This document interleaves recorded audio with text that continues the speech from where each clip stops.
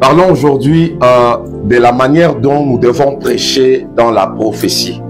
Comment prêcher dans la prophétie? Parce que parler dans la prophétie, c'est aussi un des bras, un des 4 bras du fleuve qui nous aide à pouvoir arroser l'église, qui nous aide à pouvoir ensemencer les enfants de Dieu. Alors, parler dans la prophétie, c'est-à-dire quoi? Parler dans la prophétie, c'est placer l'écriture biblique dans son temps et dans son espace. Qui dit qu'il prêche la parole de Dieu dans la prophétie, il est en train de s'attaquer, que ça soit au temps futur, au temps présent et aussi au temps passé, parce que la prophétie, quand elle sort, elle a tendance à toucher 3 temps, en d'autres termes le passé, le présent et le futur. Alors le bras de la prophétie nous aide à connaître Christ et aussi à le placer par rapport à sa venue ou sa deuxième venue en rapport avec l'église.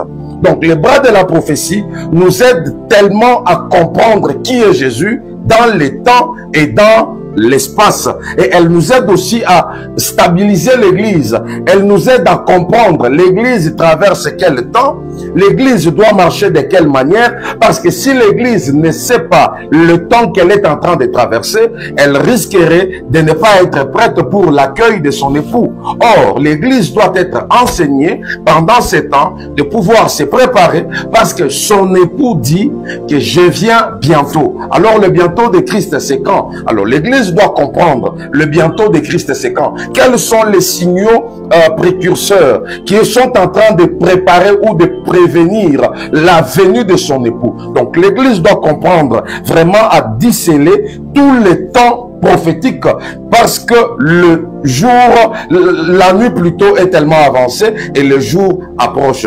C'est ainsi que nous pouvons nous poser des questions. Mais comment, donnez-nous un exemple de la manière dont nous pouvons prêcher dans la prophétie. Je vais un peu prendre ce qui s'est passé il y a très longtemps au temps de Noé. Je suis dans le livre de Genèse chapitre 6. Vous allez voir que Dieu a ordonné à Noé d'entrer dans l'arche, mais après qu'il ait plu, nous avons vu l'arche monter. Et là, nous comprenons directement dans la prophétie. Vous savez, c'est quelque chose qui s'est passé il y a longtemps en Noé, mais cela était un bégaiement des choses qui devraient arriver. Parce que dans la prophétie, l'arche qui doit quitter la terre et monter dans le ciel représente l'église. Parce qu'il y aura un temps, l'église sera appelée à pouvoir quitter la terre et à pouvoir monter au ciel. Donc l'arche représente aussi l'église qui sera enlevée. Voilà que nous comprenons déjà que le bras de la prophétie nous aide à comprendre qu'un jour, l'église qui est l'épouse de Christ sera appelée à pouvoir quitter la terre et pouvoir monter dans les airs à la rencontre de son époux. Vous voyez que juste à cause avec cette montée de l'arche, nous comprenons directement, prophétiquement parlant, qu'un jour l'enlèvement aura lieu. Et si nous voulons encore balancer ou bouger les eaux de Saintes Écritures, parce que je l'ai toujours dit que les Saintes Écritures sont semblables aux vêtements de Joseph.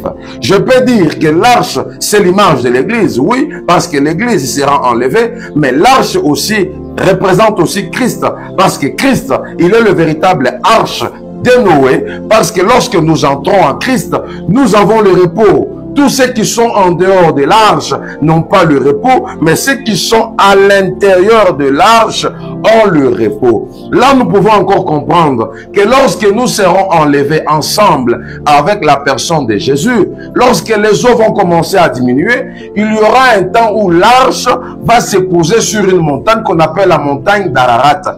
Là, nous comprenons qu'il y aura un temps où la grâce finira, mais la grâce retournera en Israël. Vous voyez déjà qu'avec le bras de la prophétie, nous pouvons facilement stabiliser ou situer l'église par rapport à la période et au temps qu'elle est en train de traverser. Alors la prophétie, c'est aussi un des bras très important qui nous aide à pouvoir ensemencer l'église. Et nous allons comprendre aussi par là, pour finir, que tous les 4 bras de l'évangile ne se contredisent pas, mais tous les 4 bras de l'évangile l'évangile, c'est complète. La révélation complète la prophétie complète la connaissance complète aussi pour sa part la doctrine. Donc il n'y a pas de contradiction entre les quatre bras. Si tu remarques qu'un des bras contredit l'autre bras, regarde bien, tu t'es peut-être éloigné de la pensée originale de Saintes Écritures. Que la grâce de Dieu vous localise. Soyez bénis.